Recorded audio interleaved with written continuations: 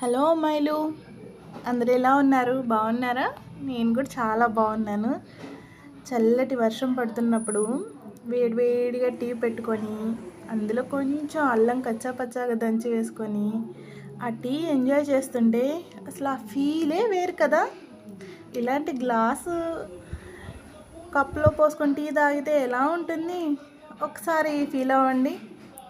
అలాగే సేమ్ టీని మనం వేరే ప్లాస్టిక్ కప్లో పోసుకొని తాగినప్పుడు దాని టేస్టే మారిపోతుంది కదా. ఆ వేడికి ఆ కప్ అంతా అసలు మెల్ట్ అయిపోయే స్టేజ్కి వచ్చేస్తుంది అన్నమాట. సో నేనేం చెప్పాలనుకున్నానంటే, సేమ్ అలాగే మన బాడీలో ఉన్న హీట్కి కూడా మనం యూస్ చేసే శానిటరీ నాప్కిన్ అలా మెల్ట్ అవుతుందన్నమాట. దానివల్ల దానిపైన ఉండే కెమికల్స్ అన్నీ మన స్కిన్ మీద అలాగే ఉండిపోవండి. అవి మొత్తం మన బాడీలోకి ఎంటర్ అయిపోవడం వల్ల మనకి హార్మోనల్ చేంజెస్, ఇన్ఫెక్షన్స్, ఇంకా లాంగ్ రన్స్లో క్యాన్సర్ కాజెస్ కూడా వస్తున్నాయి కదా.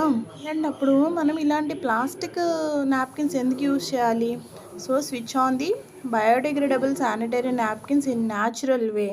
If anyone interested to join Green Pad Warrior mission, please message me or comment me, like and share, subscribe.